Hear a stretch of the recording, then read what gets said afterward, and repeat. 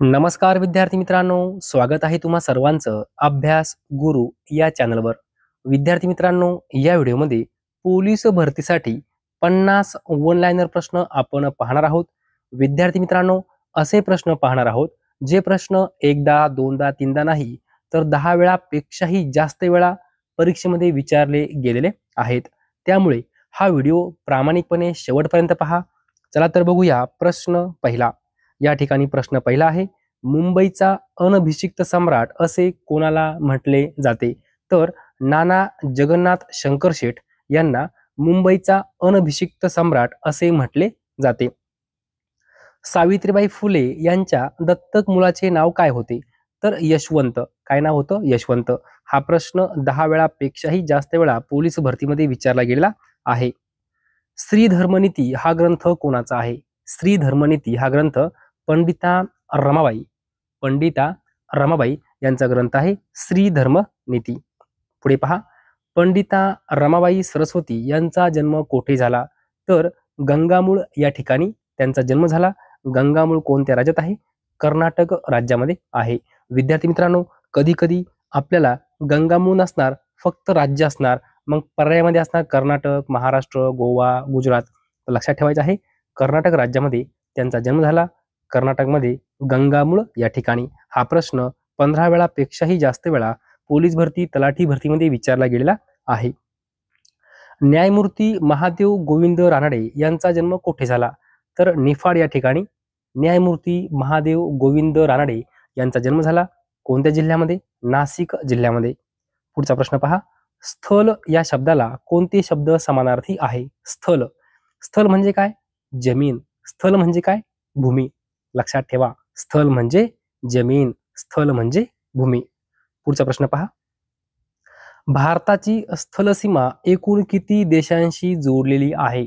प्रश्न महत्वपूर्ण आहे. भारताची स्थलसीमा एकूण किती देशांशी जोडलेली आहे? तर 7 देशांशी जोडलेली आहे. विद्यार्थी मित्रांनो, स्थलसीमा म्हणजे काय ते आपल्याला माहिती पाहिजे. कोणकोणत्या देशांशी आपल्या भारताची स्थलसीमा आहे? आता आपण सांगितलं की 7 देशांशी भारताची स्थलसीमा जोडलेली आहे. तुम्हाला प्रश्न असा येणार, खालीलपैकी कोणत्या देशाशी भारताची स्थलसीमा नाही? खालीलपैकी कोणत्या देशाशी भारताची स्थलसीमा आहे? आपल्याला समजलं पाहिजे. पहिला आपण स्थलसीमा म्हणजे काय ते समजून घेऊ. पहा, या ठिकाणी आपला भारताचा नकाशा आहे. पहा, या ठिकाणी आपला भारत देश आणि या ठिकाणी चीन आहे. ओके, मग या ठिकाणी या साईडला चीन आहे, या साईडला भारत आहे आणि मध्ये काय आहे? जमीन आहे. म्हणजे जमिनीशी जी काही सीमा आहे त्याला काय म्हणायचं? स्थलसीमा. लक्षात ठेवा, या ठिकाणी नेपाळ आहे, नेपाळची सीमा काय आहे? स्थलसीमा आहे. म्हणजे काय? जमिनीशी सीमा आहे. कळलं? या ठिकाणी भूतान आहे. पहा, भूतानची सीमा कशी आहे? स्थलसीमा आहे. या ठिकाणी पाकिस्तान आहे, स्थलसीमा आहे. या ठिकाणी बांगलादेश आहे, स्थलसीमा आहे. आणि या ठिकाणी पहा, म्यानमार आहे, या ठिकाणी सुद्धा स्थलसीमा आहे. स्थलसीमा म्हणजे काय? जमिनी सोबत सीमा, म्हणजे मध्ये समुद्र नसणे, पाणी नसणे, अशी सीमा. ओके विद्यार्थी मित्रांनो, आता आपण पाहिलं की 7 देशांशी भारताची स्थलसीमा आहे. पण ते देश आपल्याला माहिती पाहिजे. कोणकोणते आहे? पाकिस्तान, अफगाणिस्तान, चीन, नेपाळ, भूतान, बांगलादेश आणि म्यानमार. लक्षात ठेवा, परीक्षेमध्ये चुकू शकतं. जरी आपल्याला प्रश्न सोपा वाटत असला तरी सुद्धा विचार करून उत्तर द्यायचं आहे. स्थलसीमा म्हणजे काय? जमिनीशी सीमा, म्हणजे पाण्याशी नसलेली, समुद्राशी नसलेली. आता मला सांगा, या ठिकाणी समजा आपण जर बघितलं, या ठिकाणी आपला भारताचा नकाशा आहे. आता या ठिकाणी पहा, श्रीलंका आहे की नाही? इथं श्रीलंका आहे आणि हा आपला भारत आहे. मग इथं आपल्याला स्थलसीमा म्हणता येईल का? नाही म्हणता येणार. का? कारण मध्ये काय? इथं समुद्र आहे. पहा, या ठिकाणी मध्ये समुद्र आहे, या साईडला श्रीलंका आहे, या साईडला भारत आहे. म्हणजे यांची स्थलसीमा आहे का? नाही. कारण का? मध्ये समुद्र आहे, मध्ये पाणी. लक्षात ठेवायचं आहे. लक्षात ठेवा, पाकिस्तान, अफगाणिस्तान, चीन, नेपाळ, भूतान, बांगलादेश आणि म्यानमार या 7 देशांशी स्थलसीमा आहे. पुढचा प्रश्न पहा, आकाशात वावरणारे यासाठी कोणता शब्द आहे? आकाशात वावरणारे याला आपण काय म्हणतो? नभचर म्हणतो. नभचर. विद्यार्थी मित्रांनो, तुमचं लक्षात राहावं म्हणून या ठिकाणी मी तुम्हाला इमेज दिली आहे. कबूतर आहे, मोर आहे, कावळा आहे, पोपट आहे. ओके, तरी लक्षात ठेवायचं आहे. आकाशात वावरणारे म्हणजे काय? नभचर. मग विद्यार्थी मित्रांनो, नभचर म्हणजे अजून दुसरं काय म्हणता येईल? हवेत उडणारे, आकाशात विहार करणारे जीव म्हणजेच काय? पक्षी. लक्षात ठेवायचं आहे. हवेत उडणारे म्हणजेच नभचर, आकाशात विहार करणारे जीव म्हणजे नभचर म्हणजेच काय? पक्षी. ओके. पुढील प्रश्न पहा. जगन्नाथ शंकर शेठ यांचे पूर्ण नाव काय होते? तर जगन्नाथ शंकर शेठ मुरकुटे. लक्षात ठेवा, जगन्नाथ शंकर शेठ मुरकुटे. मित्रांनो, त्यांना नाना असं सुद्धा म्हटलं जायचं. पर्यायामध्ये असं असेल, नाना शंकर शेठ मुरकुटे तरी चालेल, काय अडचण नाही. नाना शंकर शेठ मुरकुटे, जगन्नाथ शंकर शेठ मुरकुटे लक्षात ठेवायचं आहे. पुढचा प्रश्न पहा. जगन्नाथ शंकर शेठ यांचे मूळ गाव कोणते? तर मुरबाड. मुरबाड कोठे आहे? तर ठाणे जिल्ह्यामध्ये आहे. पुढील प्रश्न पहा. सावित्रीबाई फुले यांच्या वडिलांचे नाव काय होते? तर खंडोजी नेवसे पाटील. खंडोजी नेवसे पाटील. पुढचा प्रश्न. सावित्रीबाई फुले यांचा जन्म कोठे झाला? तर खंडाळा पेठेतील नायगाव या ठिकाणी, जिल्हा सातारा. हा प्रश्न 20 वेळापेक्षाही जास्त वेळा पोलीस भरती, तलाठी भरतीमध्ये विचारला गेला आहे. सावित्रीबाई फुले यांचा जन्म कोठे झाला? तर नायगाव या ठिकाणी, सातारा जिल्ह्यामध्ये. पुढील प्रश्न पहा.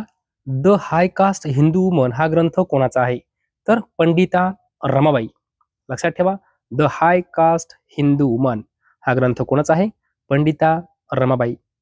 पंडिता रमाबाई सरस्वती यांच्या वडिलांचे नाव काय होते? तर अनंत शास्त्री डोंगरे. काय नाव होतं? अनंत शास्त्री डोंगरे. शारदा सदनची स्थापना कोणी केली होती? तर पंडिता रमाबाई सरस्वती. पंडिता रमाबाई सरस्वती यांनी शारदा सदनची स्थापना केली होती. मराठी सत्तेचा उत्कर्ष हा ऐतिहासिक प्रबंध कोणी लिहिला? तर MG रानडे. म्हणजेच काय? महादेव गोविंद रानडे. मराठी सत्तेचा उत्कर्ष. यालाच आपण इंग्रजीमध्ये काय म्हणतो? The rise of Maratha power. The rise of Maratha power. हे दोन्ही एकच आहे. इंग्रजीमध्ये आहे, मराठीत आहे. लक्षात ठेवायचं आहे, MG रानडे. पुढचा प्रश्न पहा. भारतातील पहिले अर्थतज्ञ म्हणून कोणाला ओळखले जाते? भारतातील पहिले अर्थतज्ञ म्हणून कोणाला ओळखले जाते? तर न्यायमूर्ती महादेव गोविंद रानडे. विद्यार्थी मित्रांनो, प्रश्न महत्वपूर्ण आहे, लक्षात ठेवा. हा प्रश्न खूप वेळा पोलीस भरती, तलाठी भरतीमध्ये विचारला गेला आहे. तुम्हाला माहिती आहे, जे प्रश्न परीक्षेमध्ये विचारले गेलेले आहेत तेच प्रश्न प्रामाणिकपणे मी तुमच्यापर्यंत पोहोचवण्याचं काम करत असतो. विद्यार्थी मित्रांनो, अजूनही तुम्ही आपल्या चॅनलला सबस्क्राईब केलं नसेल तर सबस्क्राईब करून ठेवा. लक्षात ठेवा, भारतातील पहिले अर्थतज्ञ म्हणून न्यायमूर्ती महादेव गोविंद रानडे यांना ओळखले जाते. पुढे पहा. जगात सर्वाधिक पाऊस कुठे पडतो? तर मेघालय, मौसिनराम. लक्षात ठेवा, मौसिनराम या ठिकाणी सर्वाधिक पाऊस पडतो. मौसिनराम कोठे आहे? मेघालय राज्यामध्ये आहे. भारताचे आर्थिक वर्ष कधीपासून कधीपर्यंत असते? तर 1 एप्रिल ते 31 मार्च. 1 एप्रिल ते 31 मार्च भारताचे आर्थिक वर्ष. कोल्हापूर ते रत्नागिरी दरम्यान कोणता घाट आहे? तर आंबा घाट आहे. कोणता घाट आहे? आंबा घाट. लक्षात ठेवा, कोल्हापूर ते रत्नागिरी दरम्यान आंबा घाट आहे. विद्यार्थी मित्रांनो, हा जो प्रश्न आहे हा 20 वेळापेक्षाही जास्त वेळा परीक्षेमध्ये विचारला गेला आहे. कोल्हापूर ते रत्नागिरी दरम्यान कोणता घाट आहे? आंबा घाट आहे. खालचा प्रश्न पहा. सावंतवाडी व कोल्हापूर दरम्यान कोणता घाट आहे? आंबोली घाट आहे. लक्षात ठेवा, सावंतवाडी ते कोल्हापूर दरम्यान आंबोली घाट. विद्यार्थी मित्रांनो, या ठिकाणी तुम्हाला कन्फ्यूज होऊ शकतं. आंबा घाट वेगळा आहे, आंबोली घाट वेगळा आहे. लक्षात ठेवा, आंबा घाट वेगळा, आंबोली घाट वेगळा. ओके. आंबा घाट जर म्हटलं तर कोल्हापूर ते रत्नागिरी आणि आंबोली घाट म्हटलं तर सावंतवाडी व कोल्हापूर. पुढचा प्रश्न पहा. झाडे या शब्दाचे मूळ रूप लक्षात घेतल्यास त्याचे लिंग कोणते होते? तर नपुसक लिंग होते. कसं काय? आता मला सांगा, झाडे याचं मूळ रूप काय आहे? झाड आहे. काय आहे? झाड. आता मला सांगा, आपण तो झाड असं म्हणतो का? नाही. ती झाड असं म्हणतो का? नाही. आपण काय म्हणतो? ते झाड. काय म्हणतो? ते झाड. मग ते काय आहे? नपुसक लिंग. लक्षात ठेवायचं आहे. पुढे पहा. आम्ही क्रिकेट खेळतो या वाक्याचा भूतकाळ करा. आता मित्रांनो, भूतकाळ करा म्हणजे काय? ती क्रिया होऊन गेलेली आहे असं आपल्याला दाखवायचं आहे. आम्ही क्रिकेट खेळतो, याचा भूतकाळ कसा येणार? आम्ही क्रिकेट खेळलो म्हणजे क्रिया घडली, क्रिया झाली, क्रिया घडून गेली म्हणजे काय? भूतकाळ. आम्ही क्रिकेट खेळलो. ओके. पुढचा प्रश्न पहा. डॉक्टर बाबासाहेब आंबेडकर यांचा जन्म कधी झाला? तर 14 एप्रिल 1891. 14 एप्रिल 1891 तारीख तोंडी पाठ करून ठेवायची आहे. प्रश्न वारंवार परीक्षेमध्ये विचारला गेला आहे. डॉक्टर बाबासाहेब आंबेडकर यांच्या वडिलांचे नाव काय होते? तर रामजी सकपाळ. काय नाव होतं? रामजी सकपाळ. पुढे पहा. डॉक्टर बाबासाहेब आंबेडकर यांनी कोणती घोषणा दिली होती? तर शिका, संघटित व्हा, संघर्ष करा. शिका, संघटित व्हा, संघर्ष करा ही घोषणा डॉक्टर बाबासाहेब आंबेडकर यांनी दिली होती. थॉट्स ऑन पाकिस्तान हा ग्रंथ कोणाचा आहे? तर डॉक्टर बाबासाहेब आंबेडकर. लक्षात ठेवा, प्रश्न महत्वपूर्ण आहे. Thoughts on Pakistan doctor Babasaheb Ambedkar यांचा ग्रंथ आहे. लोकमान्य टिळकांना मंडालेच्या तुरुंगात नेण्यापूर्वी कोणत्या तुरुंगात बंदिस्त करण्यात आले होते? तर येरवडा. लोकमान्य टिळक यांना मंडालेच्या तुरुंगात नेण्यापूर्वी म्हटलं आहे, कोणत्या तुरुंगात बंदिस्त करण्यात आले होते? तर येरवडा. पुढील प्रश्न पहा. लोकमान्य टिळक यांनी कोणाच्या मदतीने मराठा व केसरी ही वृत्तपत्रे सुरू केली? तर गोपाळ गणेश आगरकर. प्रश्न महत्वपूर्ण आहे. 20 वेळापेक्षाही जास्त वेळा पोलीस भरती, तलाठी भरतीमध्ये प्रश्न विचारला गेला आहे. लोकमान्य टिळक यांनी गोपाळ गणेश आगरकर यांच्या मदतीने मराठा व केसरी ही वृत्तपत्रे सुरू केली होती. पुढचा प्रश्न. रयत शिक्षण संस्थेची स्थापना कोणी केली? तर कर्मवीर भाऊराव पाटील. रयत शिक्षण संस्था स्थापना कर्मवीर भाऊराव पाटील. कर्मवीर भाऊराव पाटलांनी रयत शिक्षण संस्थेची स्थापना कधी केली? तर 1919 साल लक्षात ठेवा. 1919 असं लक्षात ठेवायचं आहे. कर्मवीर भाऊराव पाटलांनी रयत शिक्षण संस्थेची स्थापना 1919 मध्ये केली. पुढे पहा. शीघ्रकोपी म्हणजे काय? तर अतिशय लवकर रागावणारा. शीघ्रकोपी, अतिशय लवकर रागावणारा. जर अभ्यास केला तर पास व्हाल या वाक्याचा प्रकार कोणता आहे? तर संकेतबोधक. लगेच समजतं. ज्या वाक्यामध्ये तुम्हाला जर आणि तर दिसला ते वाक्य 100% संकेतबोधक असतं. काय? जर तर संकेत. ओके. पुढे पहा. ज्याला तळ लागत नाही असा त्याला काय म्हणतात? अथांग. काय म्हणतात? अथांग. ज्याला तळ लागत नाही असा अथांग. आपल्या तोंडावाटे निघणाऱ्या मूलध्वनींना असे म्हणतात. काय म्हणतात? तर वर्ण म्हणतात. आपल्या तोंडावाटे निघणाऱ्या मूलध्वनींना वर्ण म्हणतात. 25 वेळापेक्षाही जास्त वेळा हा परीक्षेमध्ये प्रश्न विचारला गेला आहे. पोलीस भरती, तलाठी भरती, वनरक्षक पदवीमध्ये प्रश्न विचारला गेलेला आहे. लक्षात ठेवा. आपल्या तोंडावाटे निघणाऱ्या मूलध्वनींना वर्ण असे म्हणतात. विद्यार्थी मित्रांनो, आपल्याला पर्यायामध्ये शब्द, वाक्य, अक्षर असं असतं. आपल्याला कन्फ्यूज होतं. ओके. लक्षात ठेवा, वर्ण असे म्हणतात. अद्री या शब्दाला समानार्थी शब्द कोणता? तर पर्वत. अद्री म्हणजे काय? पर्वत. हा, ही, हे या सर्वनामांना कोणते सर्वनाम म्हणतात? तर दर्शक सर्वनाम. काय म्हणतात? दर्शक सर्वनाम. पुढचा प्रश्न पहा. वाक्यात येणाऱ्या प्रत्येक शब्दाची व्याकरण विषयक संपूर्ण माहिती सांगता येणे याला काय म्हणतात? तर पदपरिस्फोट. काय म्हणतात? पदपरिस्फोट. वाक्यात येणाऱ्या प्रत्येक शब्दाची व्याकरण विषयक संपूर्ण माहिती सांगता येणे याला पदपरिस्फोट असे म्हणतात. पुढील प्रश्न पहा. भूकंपासाठी कोणता महासागर सर्वात धोकादायक आहे? तर प्रशांत महासागर. भूकंपासाठी प्रशांत महासागर सर्वात धोकादायक आहे. दक्षिण भारतातून उत्तर भारतात भक्ती चळवळ कोणी आणली? तर रामानंद यांनी दक्षिण भारतातून उत्तर भारतात भक्ती चळवळ आणली. पुढचा प्रश्न पहा.